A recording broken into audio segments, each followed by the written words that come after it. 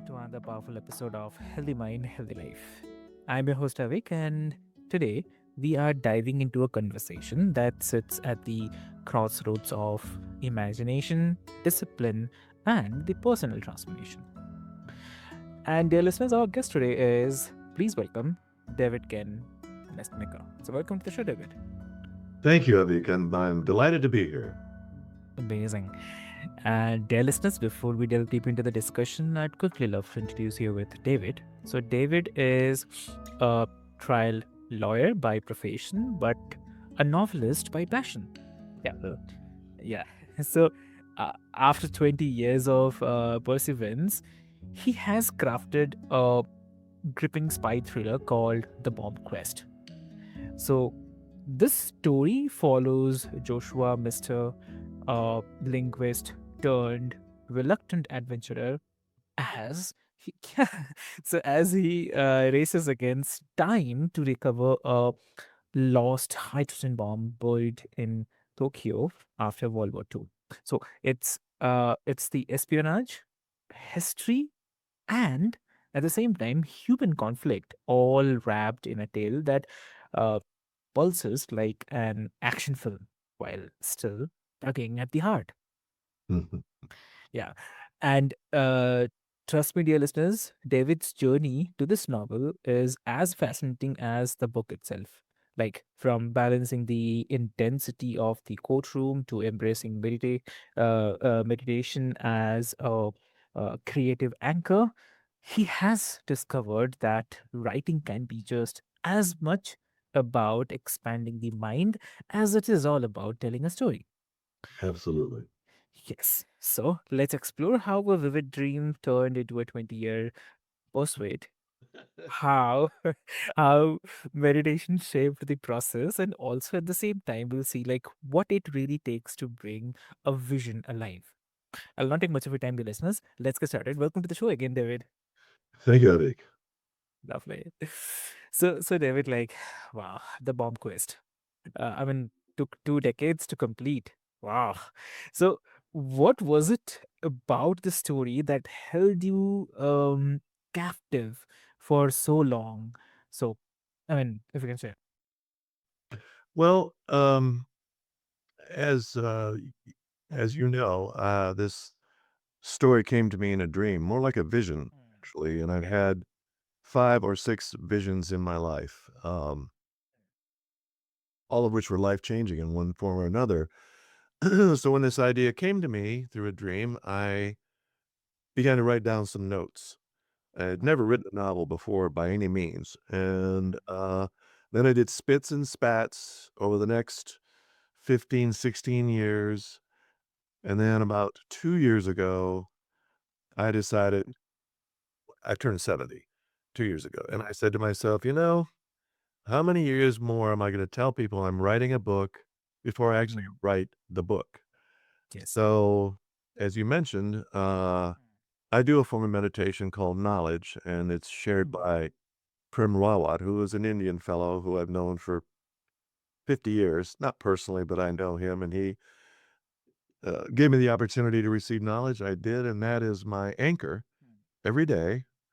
Uh, for about an hour, I practice knowledge, and that allows me to approach life with peace inside. And that peace led to the discipline necessary to not only work full time, but work an additional half-time job writing and rewriting the book. Yeah. Understood. And okay, so like uh did the long timeline change the book itself? I mean, in tone, style, or message? Oh my goodness, yes. Uh, the book has 4 main characters, and their stories are interwoven. And part of the story is in 1945 with the grandfather who dropped the bomb. Okay. Part of it's present day in New York and St. Louis and Japan. So then I had to weave together all of the characters uh, and all of these time frames. that was a huge challenge. Mm, It wasn't until I found the people that published the book, and they said, "This is how you need to approach the task of interweaving all these characters, and storylines." And so they have, this process called, where you put thoughts on a board and then you kinda connect them together, and so I mhm, did that, and, that's when actually the book began to coalesce uh, as a novel, as, a series of stories that all, blend together, and so that was mind expanding, let me tell you. When I speak to juries, it is on a level of about 3rd or 4th grade because they want things explained to them in very simple terms. Well, when writing a novel, what was mind expanding was all these words that I knew when I was in 7th and 8th grade that I hadn't used in years came flooding back. yeah. And as one gets older, the world gets smaller.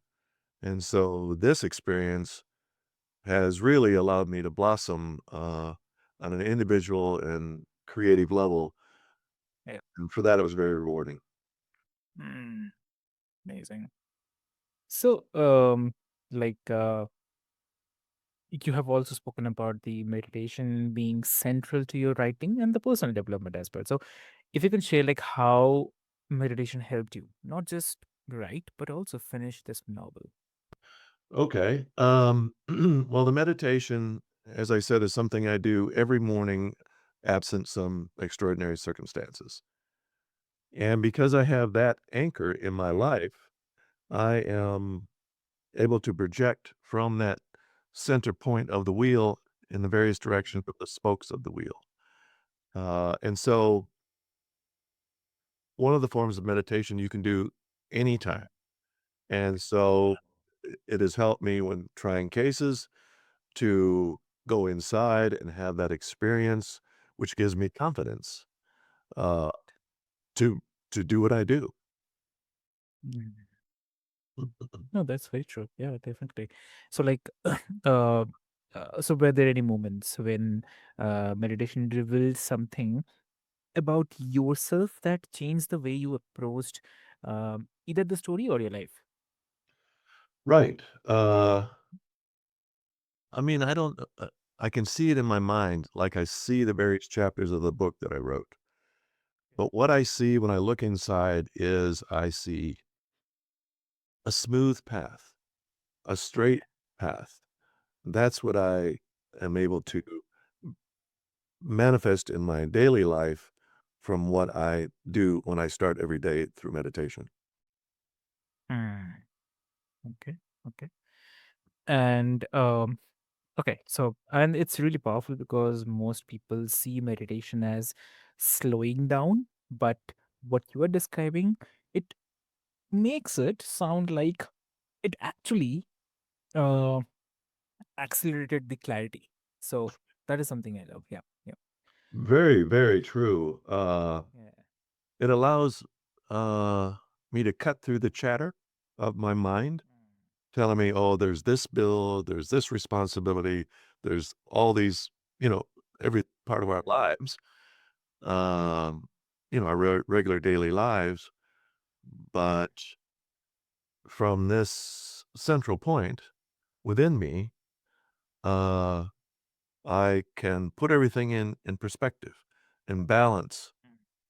For example, uh, my normal work job is from 8:30 to 5:30, 5 days a week and half a day on one of the weekends just to keep up with my daily work. So, in order to finish the book, I had to then allocate an hour before I went to work and an hour when I came home from work and then 4 hours on the weekend. So, that allowed me to invest another 14, 15 hours a week, which I did every day practically for the last year and a half, to get the book in final form. So, working 2 jobs essentially, because writing is work, there's no question about it. It required from me to trust that I was on the right path.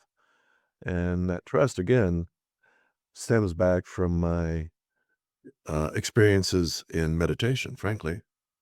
Yep, got it. Got it. So, and also, like, this might sounds contradictory, but actually not. Like, some people will argue that thrillers are all about the entertainment, not the deep self reflection. So, do you believe that the bomb quest says something larger about humanity, or is it uh, meant purely as a page turner? Well, that's a very good question. Thank you for that. Mhm. Yep. For me, there are certainly parts of this book Yep. that reflect my views on the world. Okay. And there are not uh, the human experience expressed in the book Mm. uh, is, in my opinion, of a deep and moving nature. But by the same token, it is also, according to one of the reviewers, written in the same style as someone named Clive Kunstler, who I've Okay. never read his work. But so it is also a page turner. From the people that who've read the book and have gotten back to me, it's like, Mhm. yeah, it's one of those when you want to turn the page, you want to read what's next. But repeating myself, it also, I believe, embodies my view of the human experience Hmm. in part. Okay. Okay. So, like, if someone closed the last page of your novel tomorrow, Hmm. so then what feeling or thought would you want them to walk away with? Uh, Satisfaction, having been able to live the life through the eyes and actions of the characters. There is at least a character in this book that Mhm. someone will relate to in their own life's experience. Oh, I relate to the grandfather. Oh, I relate to the protagonist. Oh, I relate to the female heroine, and so forth. Mm. Uh, and so the second thing I want them to feel is, Okay. when are you going to write the second book? Mm. So, Okay. which I am fully intending to do, um, with my eyes wide open, knowing how Mhm. much work it is. Literally, beside my desk at home, I have a 3-foot high stack of revisions. Before I got to the editor, before I got to D'Angelo, I revised and revised and revised and revised, and I wrote it all out in longhand because I'm such a poor typist. Then I hired a lady from San Antonio, and she typed it all for me. And there began, my new baby, if you will. Yeah. Amazing. Amazing. Great. So, and I definitely wish the second version will definitely come as soon as possible. And uh, so, I mean, do you think that the resilience came more from the discipline or from the passion? Like, I mean, yeah, I mean, if you can share. Yeah. Oh, let's see. A part of me wanted to finish the book and have it published as a note of personal achievement. Uh-huh. Part of me wanted to get the benefit of the vision to the public for other people perhaps to be inspired to do what I did. Not take 20 years, but to Mhm. do what I did. So it would be actually a combination of the passion Mhm. and the discipline that comes to me via meditation, for sure. Got it. Yeah. Mhm. Wow, amazing, amazing. And any suggestion or advice you'd like to give it to our listeners today? Well, yeah, for sure. Mhm. If you have your own quest, Okay. what is it? What are you looking for? Mm. Are you looking for external things, money, cars, power? Or are you looking for a way to discover who you are Mm. inside, a place that no one can take away from you? Mhm. I realized in 1976 that I lacked something inside. I lacked Mhm. the strength of an internal structure to Yeah. go forward and, do my best to conquer the world. And when I found that refuge inside myself that I Mm. could go to any time and feel calm and feel peace and feel Yep. strength, uh, that's what worked for me. And so I Mm. would tell all the people that benefit from hearing or seeing this podcast that find your quest, pursue it. If it's internal, find it. If it's external, Mm. get it. But don't just sit on your hands and wait for some bolt of lightning to inspire you to do XYZ. Uh, It came to me in the dream. Yeah. Well, it was manifested in 2,000 Mm. hours at least of hard work. But you owe it to yourself to do that, in my opinion. Everybody does. Definitely. Definitely, that's a great advice, I would say. And uh, I have to say that, David, I mean, this has really been an inspiring conversation. And from the courtroom to the quiet moments of meditation, and also from a vivid dream to a finished novel, your journey with the bomb quest is proof that creativity is not about the speed, but it's all about staying true to a vision until it breathes on its own. So, Well, well uh, well put, well exactly, put. Yeah, exactly. that's exactly right. Uh, yeah, yeah, and trust me, definitely, like me, uh, the listeners are also would love to I mean wait for your second book as well, definitely. That's no doubt. So for the listeners, I'd love to say that listeners, like, maybe there's an idea that you have been carrying, like, it could be a story, it could be a dream, a project, something that you have put aside because life got busy, right? And from David's journey, it's a reminder that it's never too late to return to it, nurture it, and even let it grow into something real, Mhm. right? So please Yeah, I go think it's check out. Yeah, yeah, please, please. I think I think it's important for all of us at whatever juncture in life to face Mhm. oneself and look at oneself honestly, in Yep. a figurative mirror and say, "Have I accomplished what I set out to do? Mm. And is there are there more mountains for me to climb?" Or however you wanna use the term. Yep. And but look at yourself honestly would be my advice to myself and to everyone else that gets to hear the benefit of this conversation. Yeah. And then you will find, I think, because I found it, the inspiration to actually manifest something that was as nebulous as a dream, and to turn that into 400 and some pages, was my quest. Mm. And, I think everybody should, as I said earlier, look inside yourself. There you will find the source of life worth living, in my opinion. Exactly. Exactly.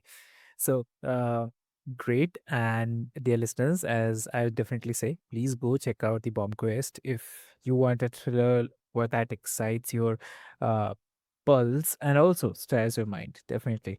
And at the same time, do remember that the discipline of meditation and the courage of persistence are the tools that we all can use. So, whether we are writing, healing, or simply living more fully. And Dear listeners, I definitely know that you want to connect with David. So I'll definitely put all the links and details into the show notes for your easy reference so that you can easily reach out to David. And David, out of that, what will be the best medium to connect with you? I mean, if someone wants to connect. Well, they can find me on Facebook, um, and I have an email if somebody wants to email me, which is David Mestemaker at hotmail.com, which is spelled DAVIDMESTEMAKER at hotmail.com. And I would be delighted to listen and share with any of your listeners on any level. That is part of the joy of life. Amazing. Great. So, dear listeners, until next time, this is your host Avik, and this is Healthy Mind, Healthy Life. Keep your vision alive and keep your mind and heart aligned. So, thank you so much.